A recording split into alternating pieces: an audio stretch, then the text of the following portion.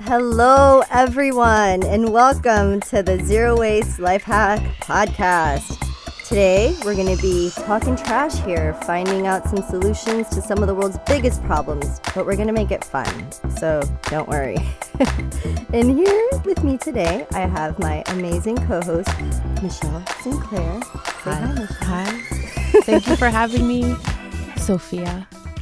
Our lovely trip on this, or the leader of this journey into trash and the owner of Zero Waste Company. That's right. So Zero Waste Company, that's the company I founded, and we specialize in helping make events more sustainable. Michelle is a talented DJ, producer, director. What else do you do, Michelle? Oh, I'm a mother and a father. No, And a sister. I'm your co-host today. I'm here to learn. Teach me, Yoda. And today we have here my friend Jessica Aldridge, who has over 13 years of experience in the zero waste field, in the resource management industry.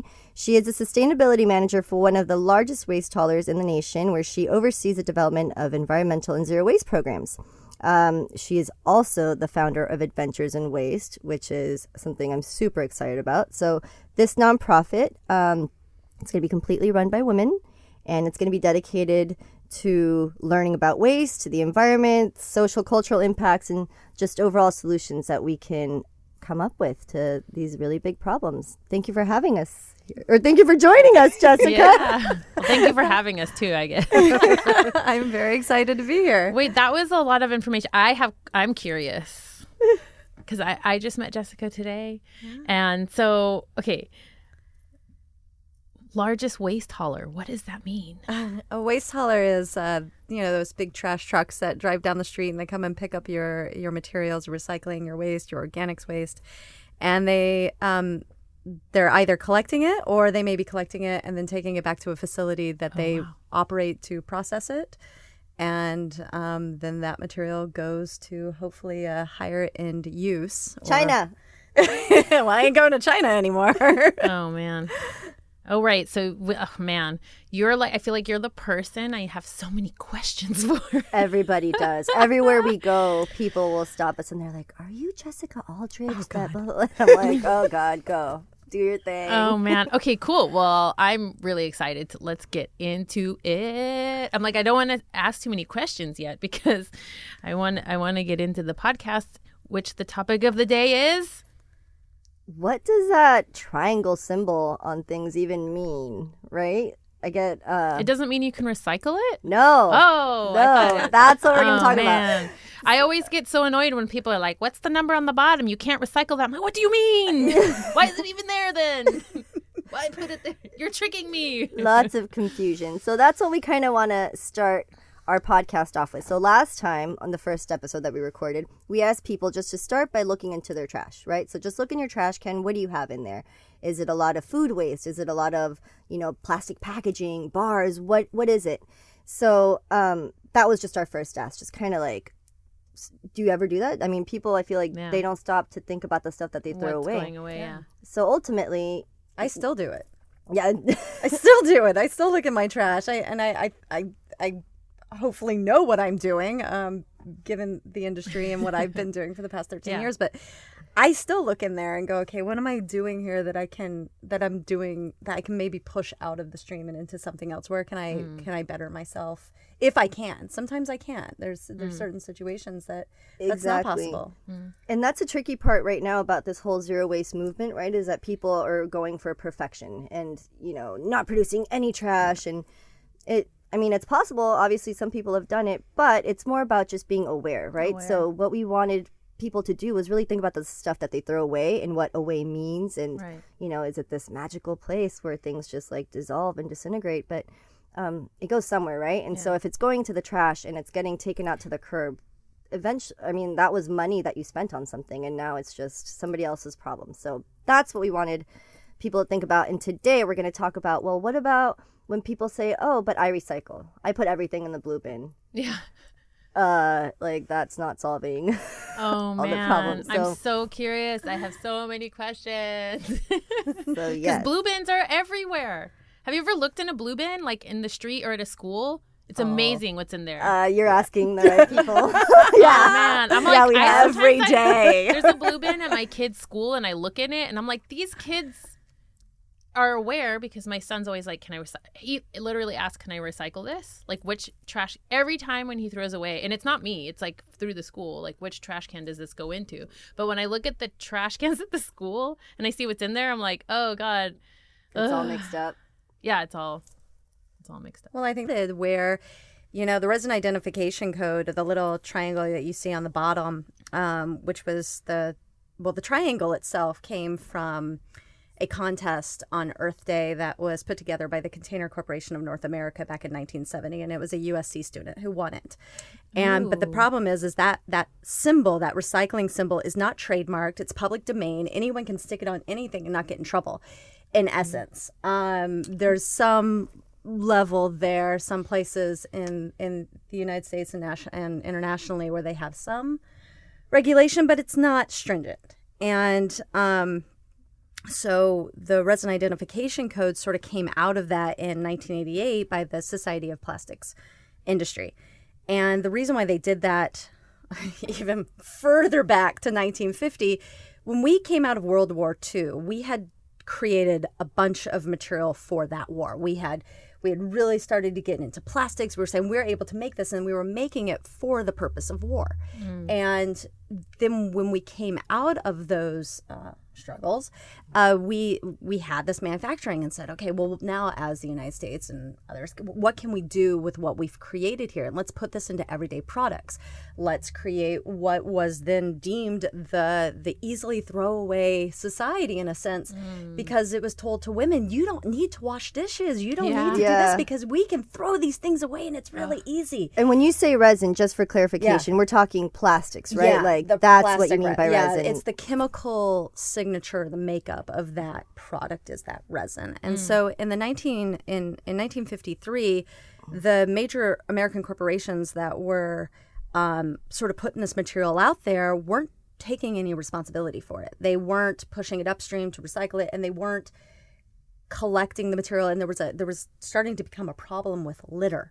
And so the states' governments started pushing back and said, you're going to have to do something about this. And so these corporations' answer to do something about it was create the organization called Keep America Beautiful. And there's a lot of people who love Keep America Beautiful, and there's a lot of people out there that find it as a greenwashing organization. I'm just going to say crying Indian. Yeah. That's all you the need to know. 1970s. Yeah. So That's they made like that the I thing. didn't even know about Keep America Beautiful. Yes. the iron codes. Yes. Sorry. Yeah. So they were told that they had to come up with a litter campaign. And then the 80s, they said, okay, we're trying to get the stuff recycled. And what are these materials? And at the beginning, it was like, okay, we can only take ones and twos. And so they would put the resin identification code on the bottom with the chasing arrows. And now we've gotten to this point where it's like we're recycling more and more and more plastic. So it was like, okay, we'll take all of them in our containers. Many places in the United States, we'll take all of it. And now we're to this point, we're on the other end of that, where we're saying we're in a situation where we're not able to take all this anymore. And that where we were sending it, the state of California, 60% of their plastics were being shipped to China to be recycled, and China's sort of closed the door on that. Not sort of, they have. Wow. All right. Well, that opens up the door. That was a great intro. I never knew the history of the recycling symbol. It's pretty cool. So I don't know if you guys saw today's or the most recent Life magazine. No, was it Life? National Geographic. Yes, the iceberg. That's like this giant plastic bag, and you see the tip of the iceberg, right, peeking out, but then you have the remainder of the plastic bag underneath the surface. So that's such a powerful image, because we're just at a crisis point right now, right? Like, things are just happening. And the crazy thing, the reason why I really wanted to do this topic today was because first of all, every piece of plastic that ever has been created is still on this planet in some form or another. Either it's in a landfill, or it's in the ocean, or it's been incinerated and broken up into little particles that are now, polluting the air. But really, only 10% of all the plastics generated are recycled. So when you think about all the companies that are out there, the chip manufacturers, the snack wrappers, the straws, all these things are just used once, and only 10% of them are recycled. So when you think about how many people are on the planet, how many things we use every day, after doing your own little personal waste audit, it's just incredible that we are producing so much stuff, and it really has nowhere to go. We don't have, a lot of places don't have the infrastructure to deal with it. And even places that do, people that do have access to blue bins, black bins, the green bin for yard waste, we're still not using them properly because we don't understand how recycling works. So that's why we're going to talk about the numbers, the little triangle symbol, resins, right? Yeah, I have no idea. How many numbers are there? 7. But the 7's got like a whole shebang. Oh, each 20, 7 has like a point. Something. No, it's not. And they have like a scientific name too, which is like, we kind of want to read those out too, so we sound really smart. Okay. Come on. Let's sound smart, ladies. We want to go one for one? Let's get formation. So I'm going to go first. And this is, we'll talk about this on another episode. But number 1, PET, peat. Polyethylene terephthalate. Terephthalate, yeah. So, yeah, I'm just going to, next time I need a drink of water, that's just what I'm going to ask for. Okay. In that container, please. But this is water bottles, right? So think about how many water bottles we use in a school year. To think that most of them do not get recycled is insane, especially because we're paying a 5-cent deposit for each of these things. But right. So yeah, that's number 1. So when you see the triangle on the bottom of a plastic bottle and it has number 1, that's the plastic type. And only those types of plastics can be recycled together. You can't mix a number 1 with a number 2. What's a number 2, Jessica? High density polyethylene. She'd even have to look at her notes. Polyethylene. HDPE, y'all. So what's made out of HDPE? Your milk bottles, your detergent. HDPE is extremely recyclable. It's one of those things that they really want. It's a harder plastic. Super strong. Super strong. High resistance to chemicals. Yes, so have less leaching, a little bit safer to use. Wow. So, okay, so the one that are water bottles, because everyone's saying that like it's definitely a fact now that the water bottles leach. Yes. So that's number 1. And the thinner the water bottle, so we're thinning them down so for transportation purposes to save energy, but then the thinner it is, the easier that those chemicals break down. And I say when they break down, they're not usually in the sense for PET. It's not breaking down or PET. Pete? PT, PET, PET water bottle. So it's not off-gassing. It's going into the water. So it's going within. It's not going out into the environment. So. And so this is the beauty and the ugliness of plastic, right? Is that these materials, so essentially petroleum that's been extracted from the ground, they are super durable, right? So that's why we love them, because we can use them to make computers, medical equipment, sand toys, jump ropes, all this stuff. But they're also horrible because they last forever, right? So these things like straws that, again, we use for just a few minutes, they're still around. So to me, this all just boggles my mind, and, I get all worked up about it. So I just want to find solutions to this all. We'll keep moving along. Yeah, let's hear PVC, my turn. Polyvinyl chloride. I didn't have to look at my notes for that. Is that number 3? Number 3. Yeah, so if you see plastics with the number 3 symbol, a lot of times this will be things like a garden hose, the insulation that you see on pipes. It's like that really rubbery, malleable type of plastic. Super toxic. It's the bad one. Yeah, this is not literally recyclable, off gases. No? Not really. Not really. No. When not in your blue bin, right? Well, so I would imagine. it depends too on your city. It doesn't sound like something you'd be recycling in your blue bin. No, and a lot of the cities will just say throw them all in there because it just makes it easier to tell people to put all their plastics in the container. But the PVC, it's vinyl chloride. It's vinyl, and vinyl heats up. And we had this experience in my office recently. When it starts to degrade, it smells. Vinyl smells, and that's chemical that you're breathing in. And it's a nasty little product. Also known as off-gassing. Gas. She made a funny. Sophia, you made a funny. I had to. Your turn, Jessica. Number 4. When we see the plastic, when we see that little triangle symbol and it has a 4 on the inside, what is that? That's low density polyethylene. She knew that by heart too. So this is like the I don't opposite. know any of this stuff. I'm of like, high what? density? It's so complicated. Well, that's like- I'm so excited though. Isn't Is that it cool, nerdy of though? me? And that's your plastic bags. That's your film. But it's also other products too. I mean, a lot of the products that we have can be made out of Dry cleaner the bags. different, we call it film.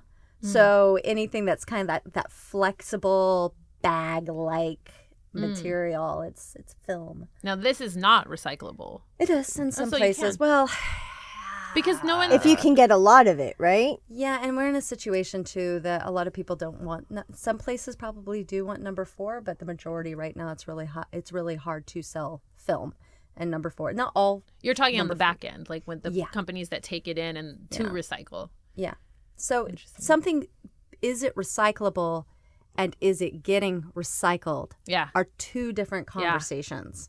Mm-hmm. And right I feel now, like we a lot have to of the invite plastic. you back to the composting one that we're gonna have because that's a whole nother one that I'm like confused about. Anyways, And they're all they're all super connected, but exactly that's the problem, right? Is that we just assume that things can be recycled because they're made out of plastic, and Yeah. that's completely false. well, also the farther I get into this like learning experience of zero waste, I'm realizing how much restaurants and facilities use it as a way to make themselves look green, but really they're not.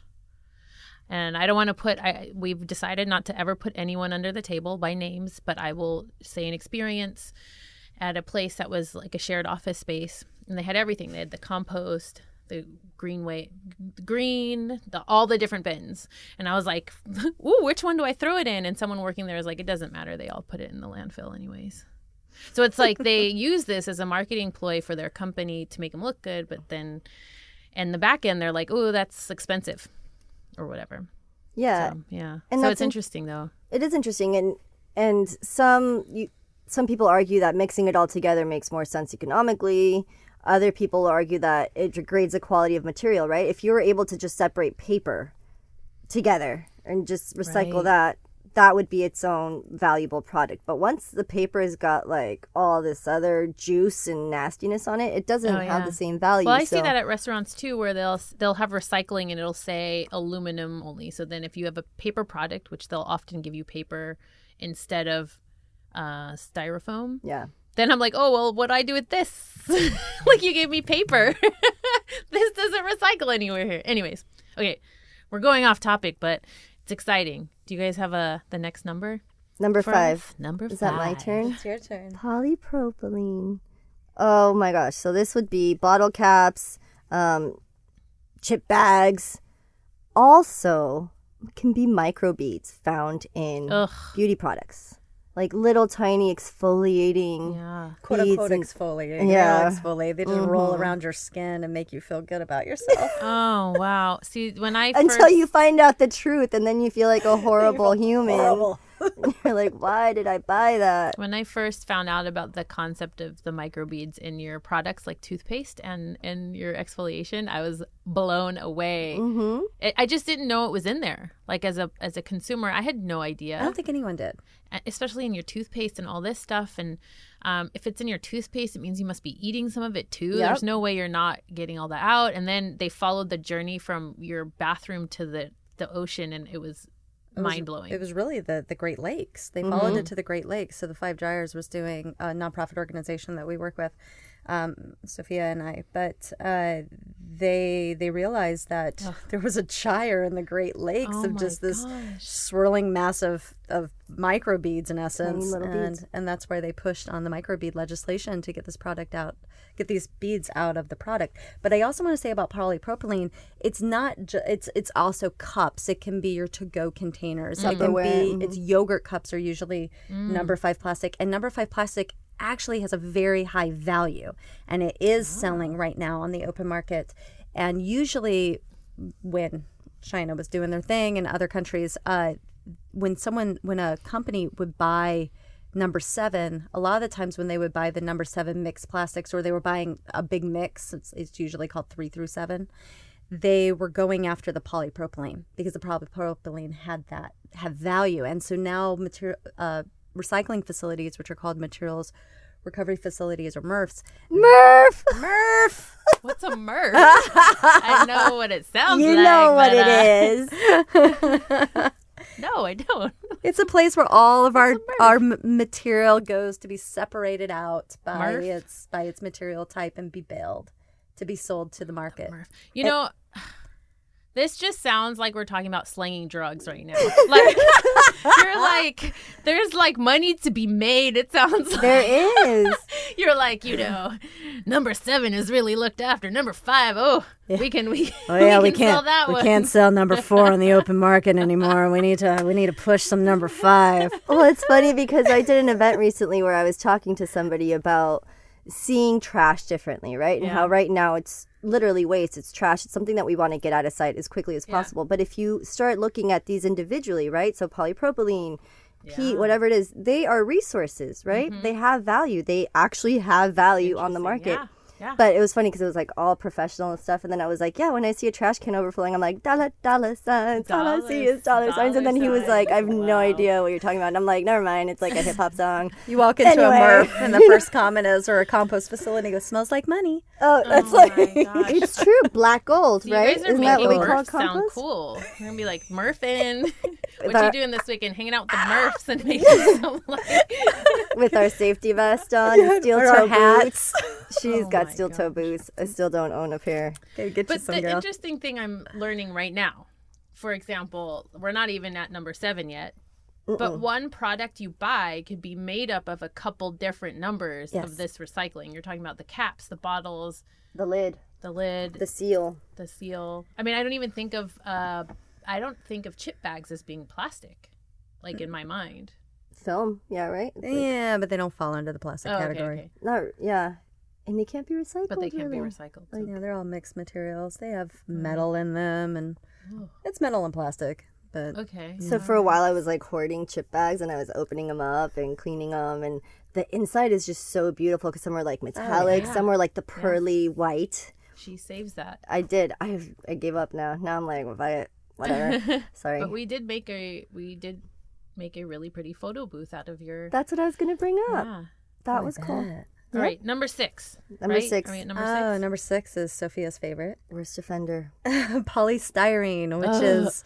Ooh. Yeah, so polystyrene is it's not always foam. It's what we know is foam. Expanded polystyrene. Expanded polystyrene, that's the foam. And then there's rigid-oriented styrene. That's just what it's made into. And we sometimes hear people refer to it as styrofoam, but styrofoam is a trademark term. And it's styrofoam will tell you like immediately, Kleenex. We don't make styrofoam cups. We make the large material. So I try not to say styrofoam. It has been known in the past that when activists will try to fight foam and they use the word styrofoam, that they will get in trouble for that. So I try to keep to using the word foam as much as possible. But here's the scary thing. Any plastic can be made into foam. Any plastic. It's just air, right? It's air. Injected All you have with air? to do is put an air bubbler on the extruder of the plastic extruder and push air into it, and you've got foam. Huh. And this has happened because there's an airline that thought they were doing the right thing, and they were sold sort of a bill of goods, and they go, okay, we're going to get rid of the expanded polystyrene, the foam, and we're going to go with these other cups. Well, the other cups were just foam, but they were number 1. So it was sort of the same. So it's coming down the pipeline. The more we push back on number 6, you're going to see expanded polystyrene number 6. You're gonna see foam like things pop up in some of the other numbers as well. Well, and this one's a tricky one because it's really like the most prevalent in our society, right? Yes. So you can get milk cartons, you get people after church serving the coffee in the styrofoam expanded polystyrene cups. Sorry. EPS. Poly Yeah, expanded. What's the proper word again? Okay, so styrofoam is trademarked. That's just for whatever. That'd be like the- saying, "Oh, so- can you hand me a Kleenex?" No, it's a no, tissue, it's a darling. Okay, so polystyrene. Can I just say Expanded that? polystyrene. Expanded You can polystyrene. say foam. Well, I guess we can't say foam because I just blew that one out of the water. I'm gonna sound so good the next time I go to one of these potlucks. You can even say EPS. I'm gonna you learn would even, all the proper names of each number. I'm gonna blow their minds. God damn it! You'd be like, "That's EPS." Yeah. You don't know what the hell is wrong with you? Foam is all around us right now. We're surrounded by foam at the moment. But even not foam, polystyrene can be things like I'm sorry, CDs. foam. Sorry. Okay, we are surrounded by PS. We're surrounded by polystyrene right now. So the casing on the speakers, the casing on the computer, Plastic the cutlery. casing on all this. You know. Wow. So it's not just the to-go cup I think of when I think No. of it. It's so many of these. Like right now, we're sitting in a studio, and with Mr. Ian Sloan Productions. Thank you, Ian. Hey. And wow, that's crazy. So we're talking about the speaker casings, the computer casings, this maybe the microphone. Which Maybe it- the stand, but The the stand stand. looks a little metal. I don't think so. Okay, but maybe that's plastic. Interesting. But again, this is why like plastics in that sense are fantastic, right? Like it makes it so that these things will last 40, 50 years. But for a Right. straw, Right. does that's it a make sense single-use to make it item. out of that Right, material? Okay. Mhm. Got No it. way. See where we're going with this. This last one. Last one. last one is, well, I have number 7 down as PLA. It's just other, right? But PLA I think is probably the most common one now that we're coming into. No, so It's number like- 7's like a bag of a ton of different stuff. So you've got nylon falls under that, polycarbonates. PLA is polylactic acid. It's what, if it's 100% polylactic acid and it doesn't have any true plastic oil component to it, that's what you would see as your compostables, like those plastic looking compostable things. That's PLA. So they put that under number 7, even though it has a similar chemical makeup. It isn't oil because all these plastics come from oil. It's not coming from oil. It's coming from plant-based material. So it's a bag of goods. ABS, which I'm not even going to say what that even means because I can't pronounce it. But it's like you get all these mixed. So like ABS is 60% polystyrene, but then it's got all these others. It could have PET in it, could have other things in it. And so it's just a mixed bale of goods, and it's really hard to figure out what can I do with this product. I can't single source it like I can put a bunch of number 1 together, a bunch of number 2 together, and I know what I'm going to turn it into.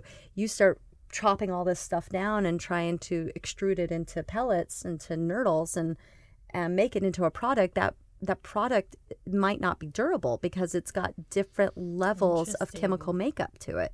The thing with plastics is, unlike a banana peel, right, that you throw out on the dirt, a piece of plastic will ultimately start photodegrading. So the sun will break it down. Kind of like when you see clothes that are in a storefront and they start fading and then eventually they start tearing and just, that's what happens to plastics. So the problem with plastics, the reason why I'm so passionate about it, and I know that this is what Jessica and I have, we're, what to say, fairies from the same forest. We're waste sisters. Yeah, we're way sisters. So cute. It's the fact that we're producing so much of it. It's not being collected properly. It's not being recycled. And most of it is ending up in the oceans. So whether you're an ocean lover or not, surfer or not, the oceans really are critical for human existence, right? They provide everything that we could ever possibly need. So the fact that these stupid straws are ending up in a marine environment is just, it's crazy. It's crazy. It shouldn't be happening. And it's not only is it entering the marine environment and harming wildlife, we're also consuming it as well, right? Because if the fish are eating the nurdles, She said nurdles again.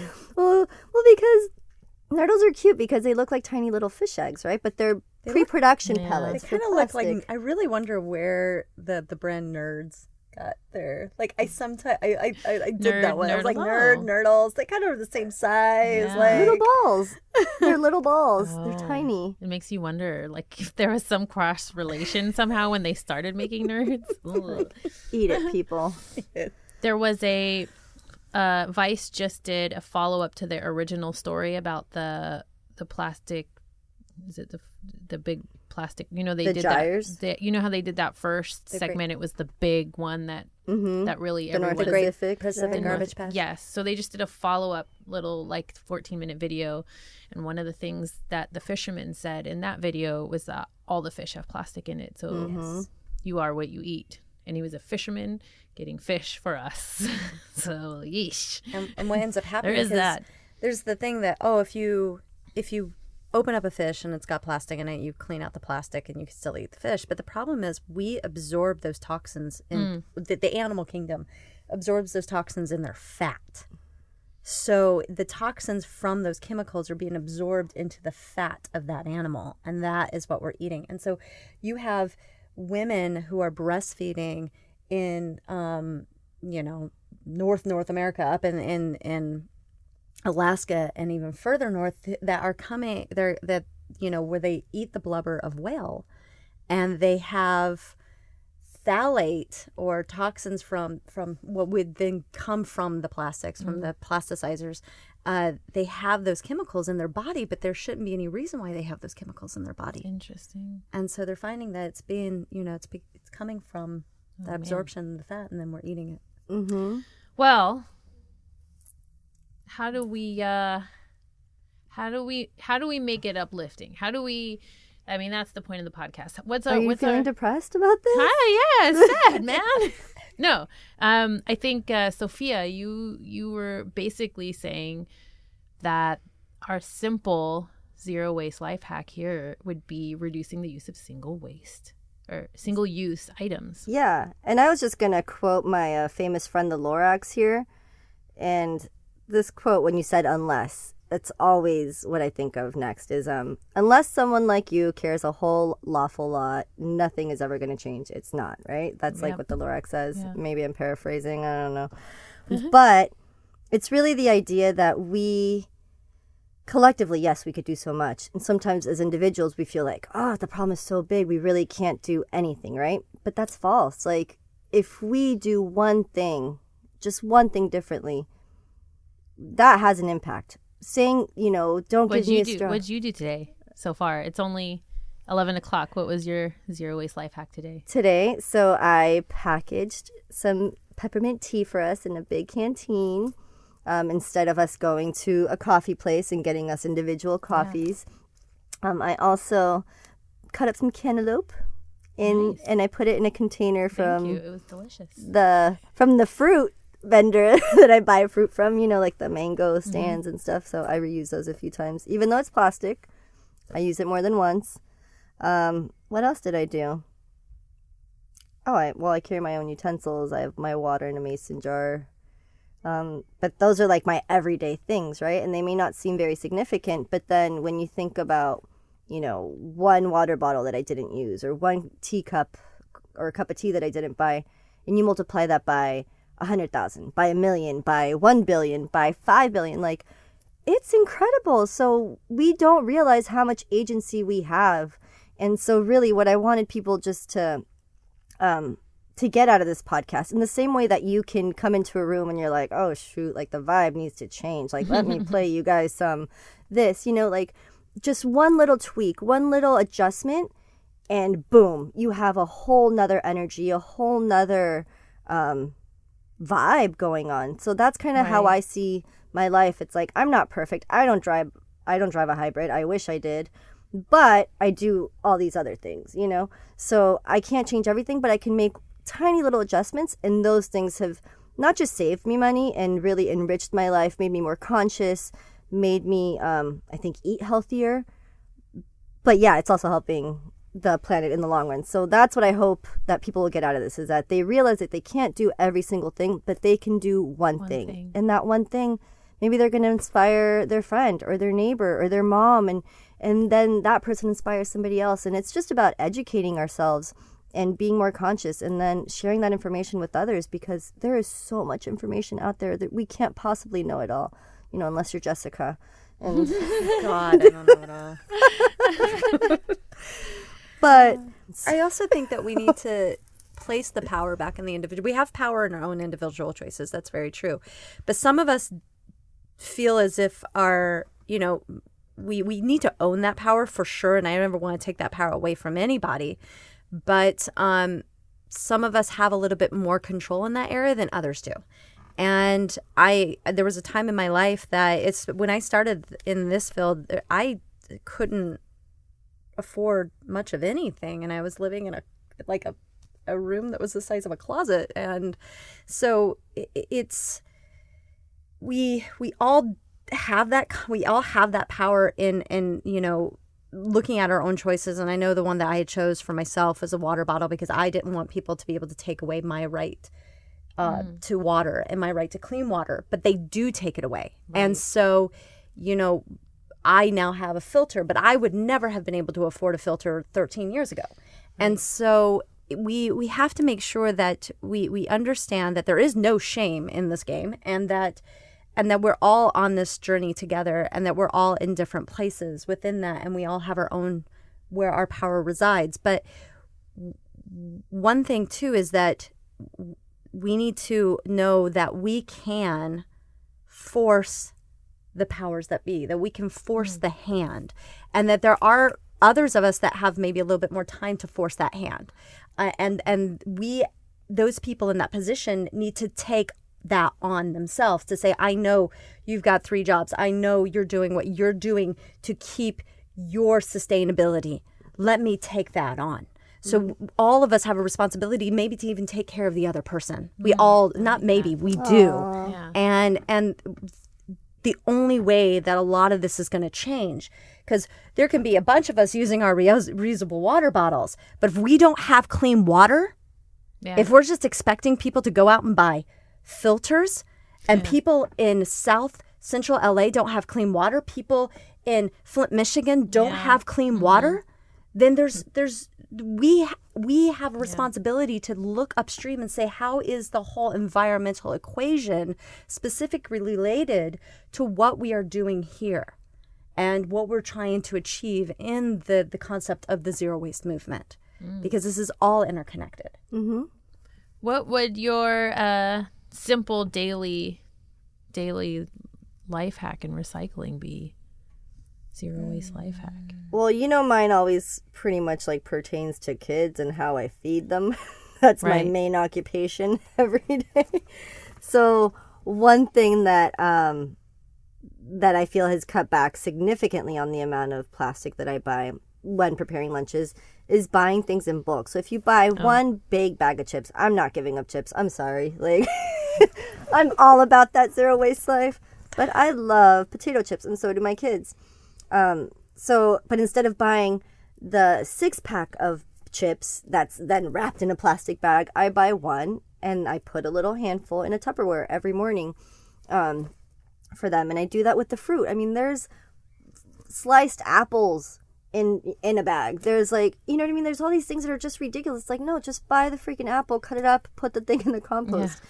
You don't have any waste when you buy a real apple. When you buy it packaged and it's a product, then you have all this other stuff, or the little packages of apple slices, and everything's just, apart from the fact that I know the plastic contains toxins, to me it just doesn't make sense that, I have enough time to just cut the apple and put it in a Tupperware. So that's my tip, I guess, would always just to be, when you're buying things, to try to go as close to the source as possible, right? So if you want an apple, just buy the apple. Don't buy the one that's cut up into little, star shapes or whatever. Just get the main thing.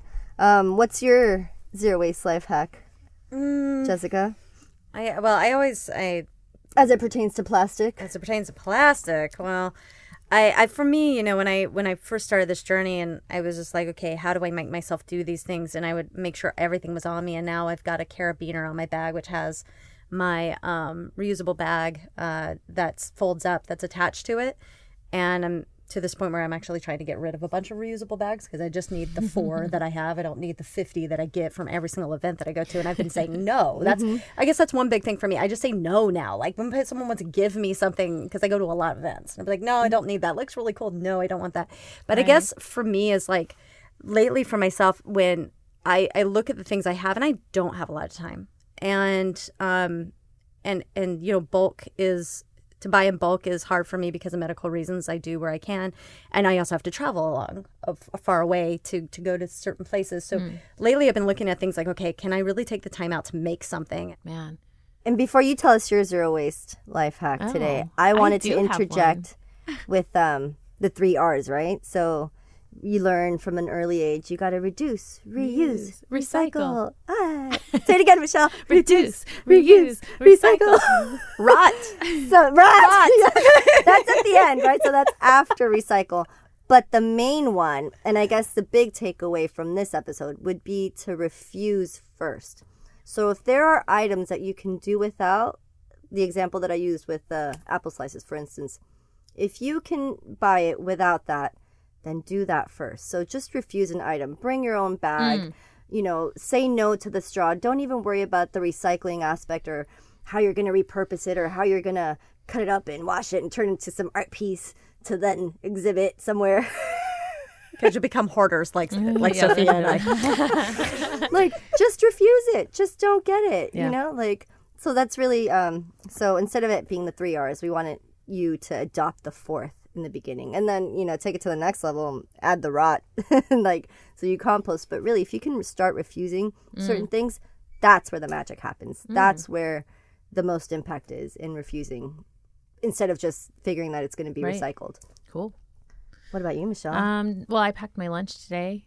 It's all I got my bamboo little collection of cutlery, and I've got everything. Well, we have a lot of mason jars in our house, so everything's in a mason jar. Salad, soup. I travel away from home a lot, and it's hard to pack a lunch every day because I'm tired in the morning. I'm trying to get out the door with kids. But if I've made something really delicious the night before, or if I have time to think about it when I go to the market, I'll plan ahead.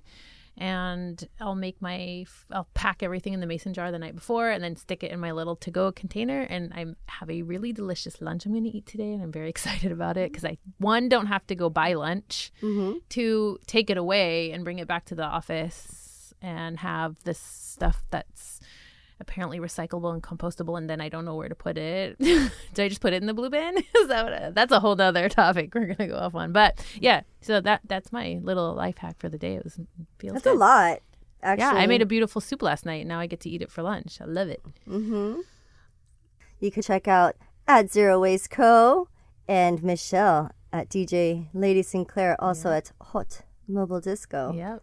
So again, we want you guys to connect with us, to share your ideas, because we have so much to learn. Everybody's just doing their own thing. So be sure to share your own zero waste life hack and hashtag zero waste life hack.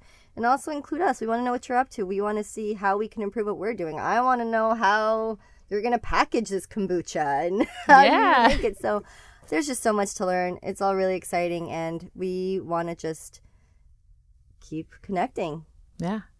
Join us next time when we put someone else on the hot seat and get to learn some new stuff. I think water bottles is coming up. Yeah. In one of the next episodes. Straws. Composting. Bags. Yeah. Bags. Bags. Yeah. That's an easy one for people. So yeah.